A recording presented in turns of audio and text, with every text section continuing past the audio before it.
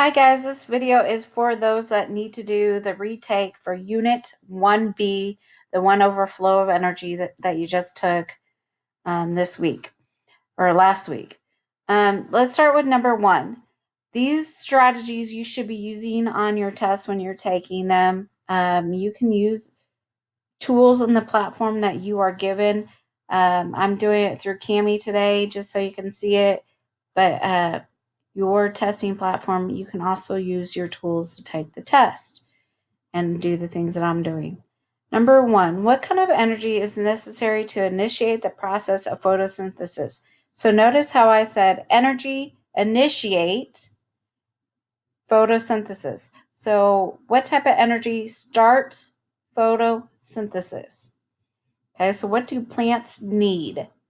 Plants need sunlight, solar, radiant energy. They do not need heat, electrical, or wind for photosynthesis.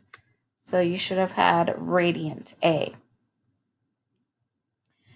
During the process of photosynthesis, notice that I highlighted during photosynthesis,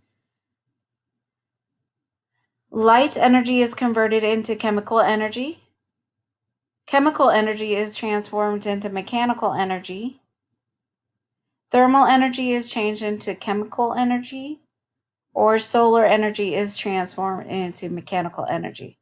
So if we think about here up above, we said that plants need radiant energy. Okay, if we think about the sun, it also provides us with solar energy. Okay, we also consider that light energy. So I'm going to cross out G and H. Okay, let's look at each of these more closely. Light energy is converted into chemical energy. So do plants make food? If they do make food, then you would choose this one. Solar energy is transformed into mechanical energy. This type of energy is movement, and we know plants do not move unless the wind is blowing them. So, number 2, you should have F. Light energy is converted into chemical energy. Number 3, which type of energy is formed during the process of photosynthesis? Okay, so energy is formed. Remember, we said plants need radiant to start it. So I'm going to cross out radiant right away. Okay. And then we have thermal, kinetic, and chemical. If we look up here, and we chose chemical because they make glucose, right? So it should be A and it should not be C or D.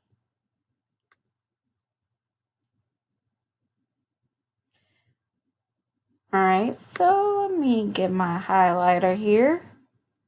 Which type of energy conversion? So energy conversion occurs during the process of photosynthesis.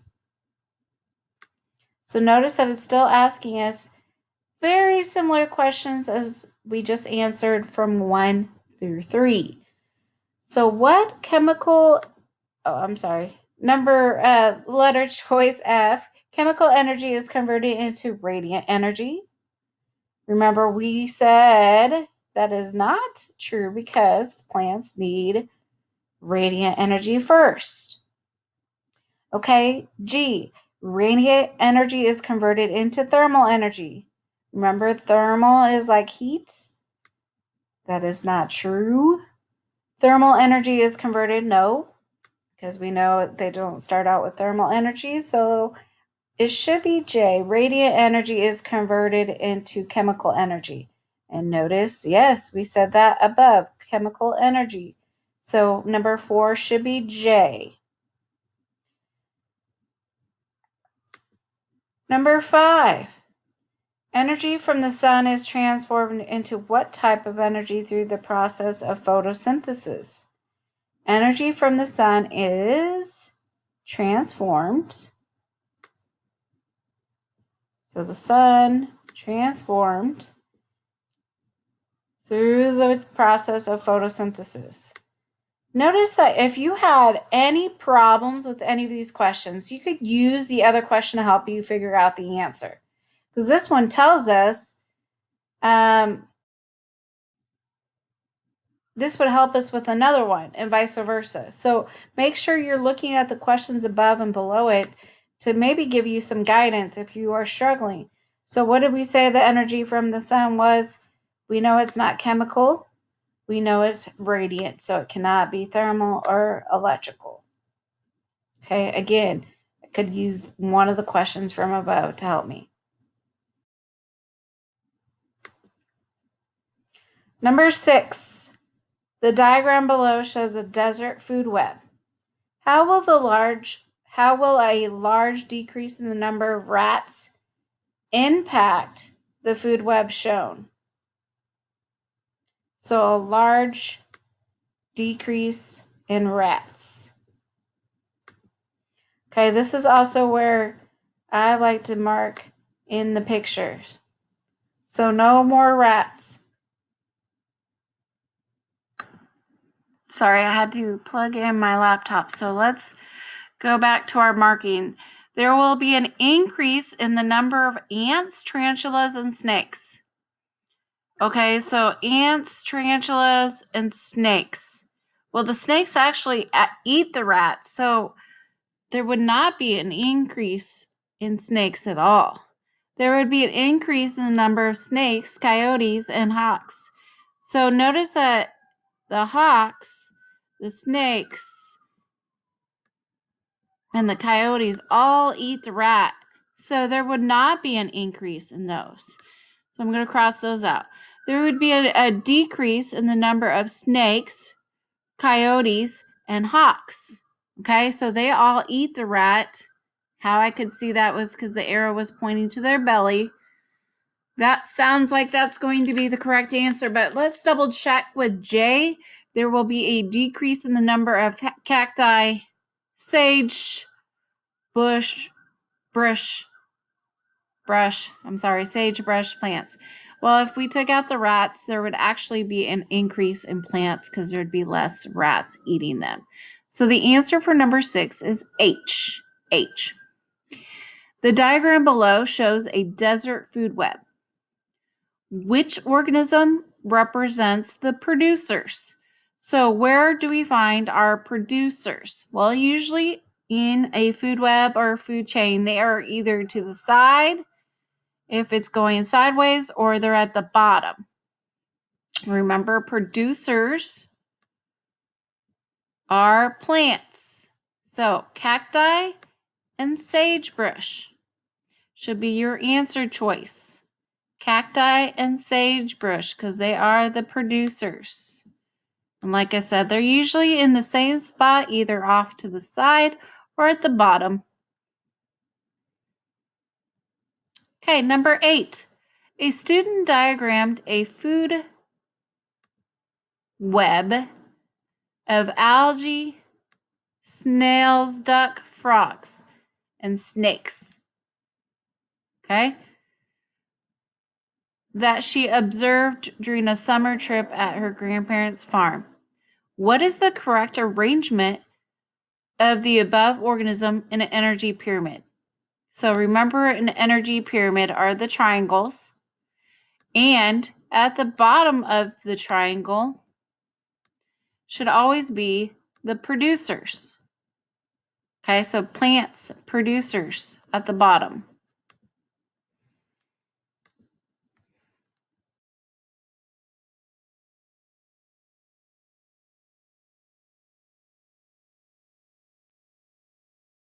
Okay, so if they're at the bottom, the next layer should be the primary consumers. Those are the herbivores.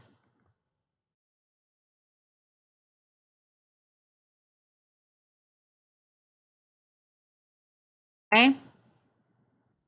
And then above the primary is going to be the secondary, and those are the omnivores. And above the omnivores are the tertiary, and those are the carnivores. Okay, so what we're looking for is an energy pyramid with the producers at the bottom. So just looking at our selection, hawk, is not the right one. Okay? So that leaves me with these three right here. And remember, our primary consumers or herbivores are next. So grass, snail, small fish, cricket. Grass, small fish, large fish, snail. Or grass, small fish, cricket, snail. Okay?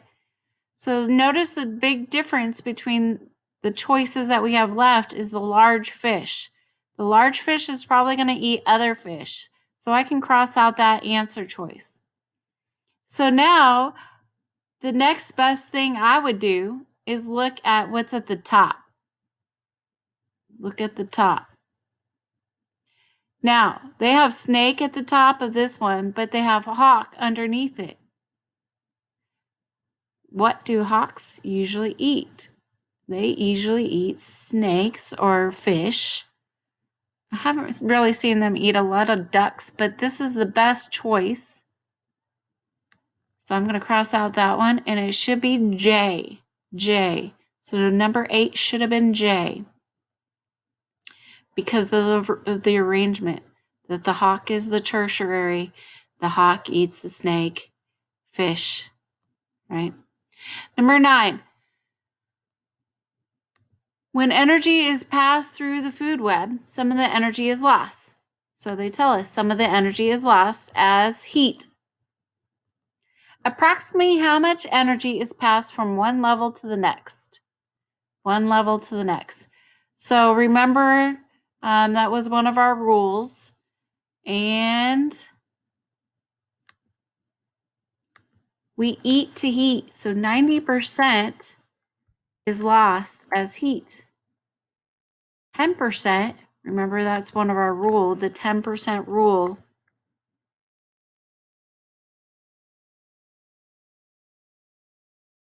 Means 10% moves to the next level.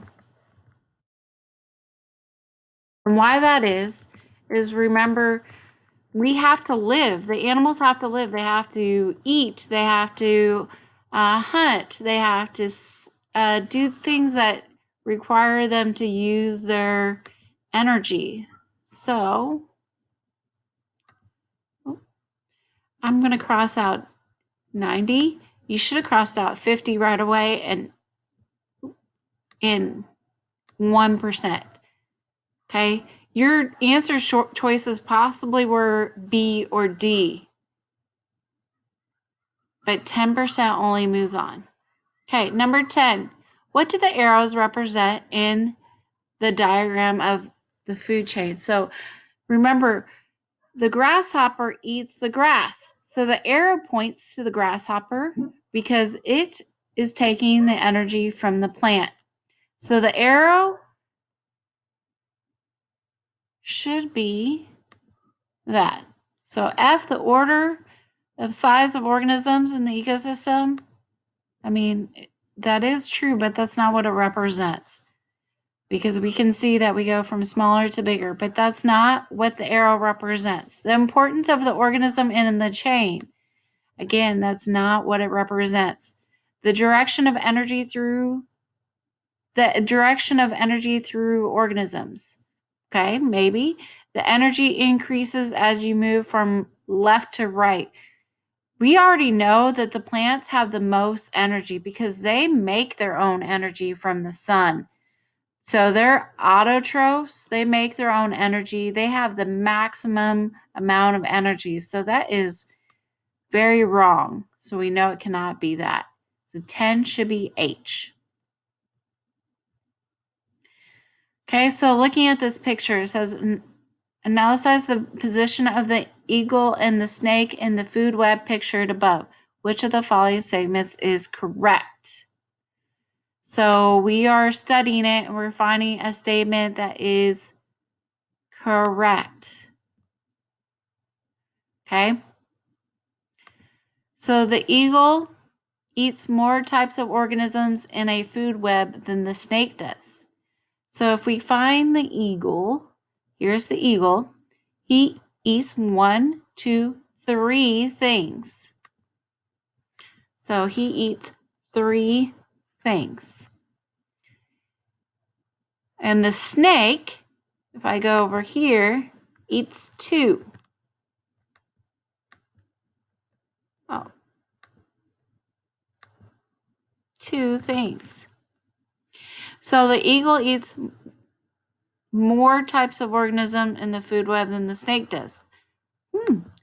That might be true. So let's look at B. The eagle eats the same types of organism as the snake does. So the eagle eats the mouse, the rabbit, and actually the snake, while the snake eats the mouse and the frog. So no, it can't be that one. The snake eats more types of organisms in a food web than the eagle does. Sorry, my dogs are barking. The snake eats more types of organisms in the food web than the eagle does. Okay, we already said that is not true, that the eagle actually eats 3. And the last answer choice says the snake is eaten by the same type of organism as the eagle. Okay, there's nothing that eats the eagle, so that is definitely not true. So your answers for number 11 should be A. The eagle eats more because he eats 3 versus the snake that eats 2. Okay, number 12. Analyze the food web above. Which animal receives the most energy originally produced by the plant?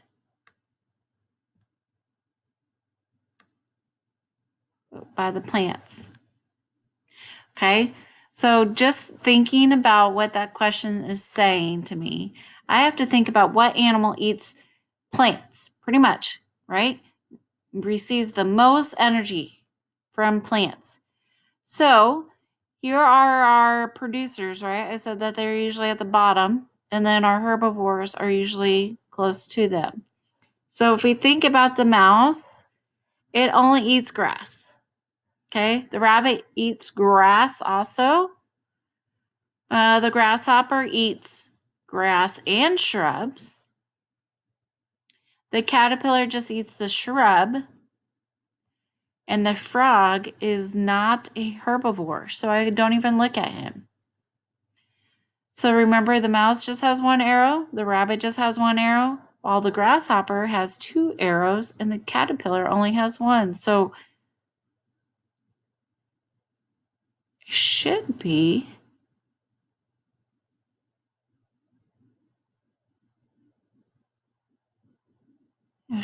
that one. Let me see. Snake. Owl.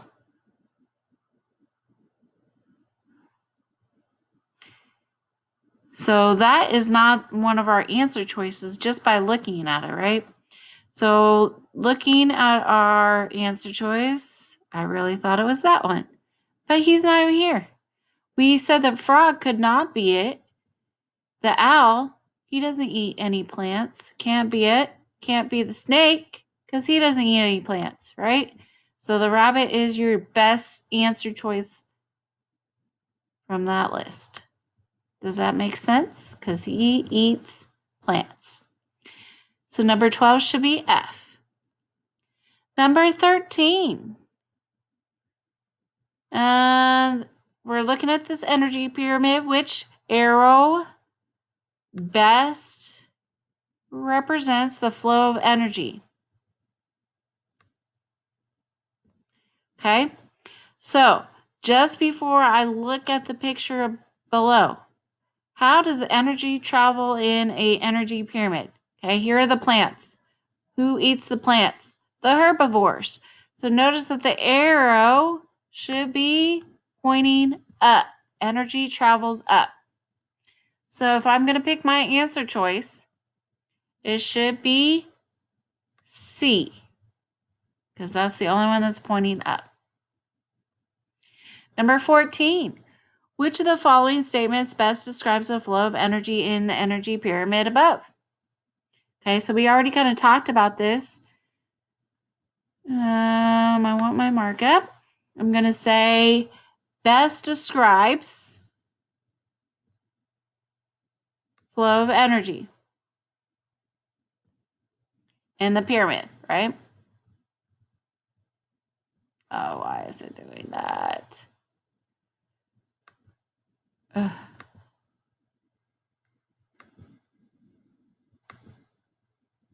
And then I just wanted pyramid.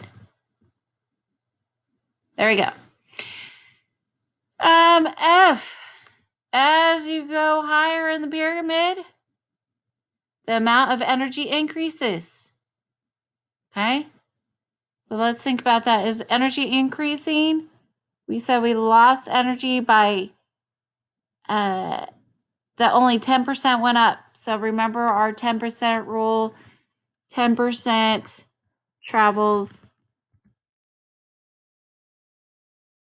to the next level.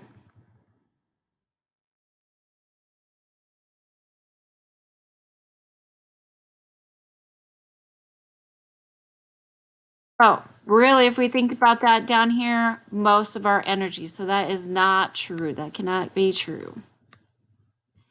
There is less energy in a producer level than a consumer level. Remember, that's at the very bottom, so that cannot be true.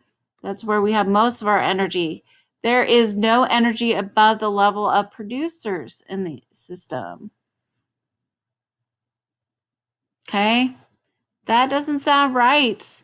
So let's look at our last answer choice. Each group receives only a small amount of energy from the level below it. And that would be the most correct because we said 10% travels to the next level. So for number 14, you should have had J. Number 15, what energy transformation takes place with a rabbit digests a carrot? Okay, so the rabbit takes in the food, it's eating what's happening inside of its body. So let's look at it. Radiant energy is transformed into chemical energy. Is the rabbit a producer? He actually has to eat his food, so he's not getting energy from the sun in this situation. Chemical energy is transformed into thermal energy. Okay, so that might be true. When the bunny chews the food, then as it starts to break down in his body, he's going to heat up. So he has chemical energy from the food that transforms into thermal energy. That might be true. So let's keep that one. We said it cannot be radiant because the rabbit is not a producer. It actually has to eat. And thermal energy is transformed into mechanical. Well, the chewing could be mechanical, or when we are digesting our food, it is chemical. So 15 should be B. It is chemical because when we start to break down the carrot in the body, it transforms into thermal energy. This is one reason why we like to eat a lot in the wintertime, because we like to warm up our body. So 15 is B. Number 16. A student prepares for a 5-mile run as she eats a nutritious meal 3 hours before she runs. Okay, so she's going to be running. She eats a meal.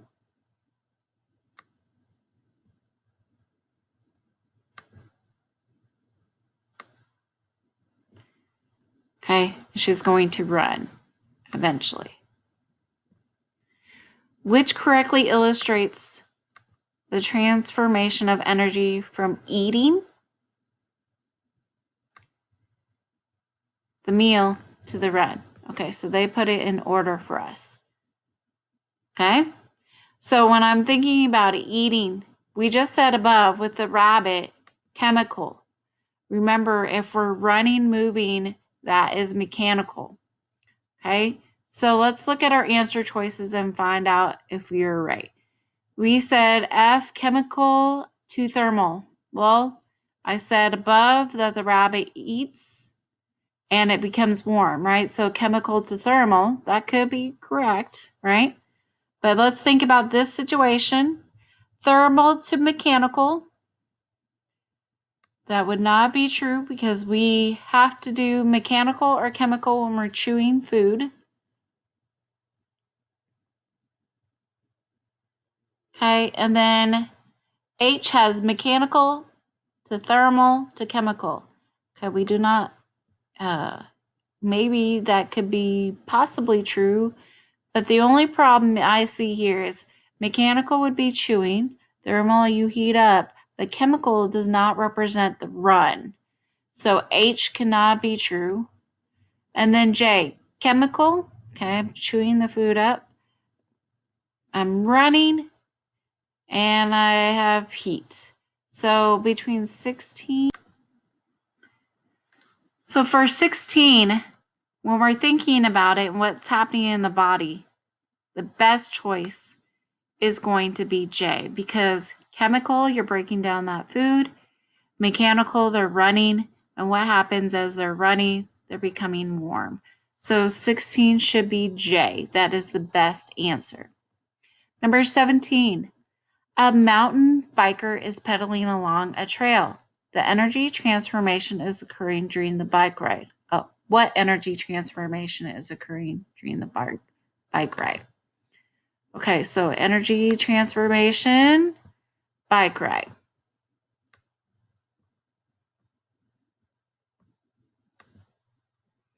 Okay, remember radiant is the sun. That is not what we do.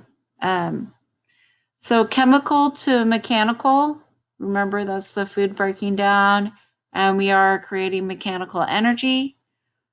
That could be true. Electrical to chemical, we do not provide electrical in this case. And kinetic to potential. I really think the test has this one marked incorrectly. It actually has C, but I disagree with that. So it should be B, chemical to mechanical.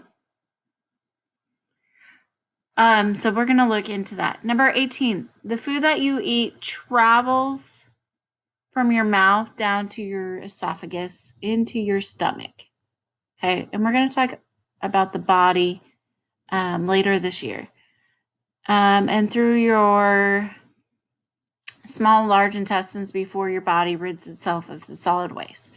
As the food passes through your body, it is digested and you get important nutrients from the food. Okay. A lot of times in STAR questions or unit test questions, they will have a long beginning. And it doesn't necessarily apply to the question, or it's a lot of extra stuff that you don't need. So the actual question says, which of the following is the correct term used to describe a group of body parts working together? Okay, so that's the important part of the question for us. Remember, we talked about the levels of organization, a group of body parts working together. Okay, so an organism is you and me, the whole thing. Tissue, remember, tissue makes up organs. So it would not be tissue. An organ system. Remember, organ system has like a lot of organs working together. And then a organ, remember, that's like just your heart. So it says a lot of body parts working together. So do you think that really truly describes an organism where you have lots of systems working together? I would say no, that is not the best answer. An organ system is a lot of body parts working together to perform a specific. Okay, number 19, living organisms are made of cells. Cells are organized at different levels to form very complex living organisms like your body. Each level has a specific role or job to perform. Which of the following lists these levels in the correct order? So correct order of organization from the simplest to the most complex. Simplest meaning the smallest to the most complex, biggest. Okay? So we know the simplest is the cell. So that's the only one that has cells first, but let's double check that it's right. Cells make up tissue. Tissue makes up organs. Organs make up organ systems, and all of our systems make up us as an organism. So the answer is A for 19. And number 20. Nesting dolls are a set of hollow wooden toys that have the same shape. Smaller nesting dolls fit inside larger dolls so that all smaller dolls fit into the largest doll when completely assembled. Students were asked to use nesting dolls to model the levels of organization from largest to smallest structure. Which model best demonstrates the levels of organization in plants and animals? So we're going to find the one that best demonstrates plants and animals. And like I said before in the question below or above, sometimes they give us a lot of information in the paragraph that we really don't necessarily need, but we need to focus on what the question's asking us. So demonstrates the levels of organization. Which one best does this? Best, right? So let's look. Now, is cell the biggest or is it the smallest? Because right here, it looks like they put the cell for the biggest one. Okay? And I would say that's wrong because the cell should be the smallest. So cell should be over here. So it says cell organism is us as the human. That looks like it's right. So big organism, organ system, organ, tissue, and cells. But let's double check that we are not thinking, misthinking and getting ahead of ourselves. So H, cell, again, is the biggest one. So I can cross that out. I know it cannot be that one.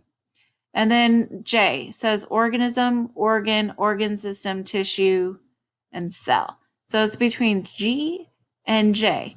And I always think of it smallest to biggest. That's the way it makes the most sense for me. So cells make up tissue.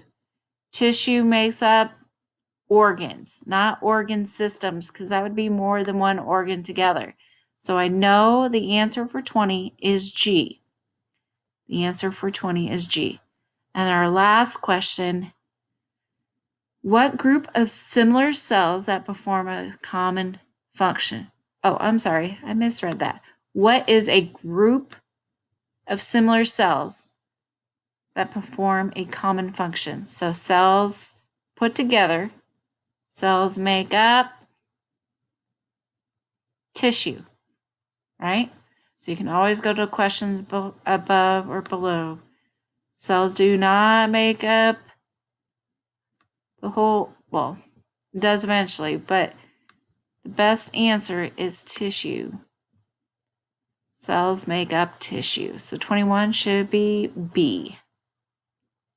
Okay, we've went over all these questions. So now you're going to be doing your own retake. You will be going through some questions that are similar to the test questions or the CFA, and you will take the retake. You can get up to a 70 on your retake. Okay, good luck.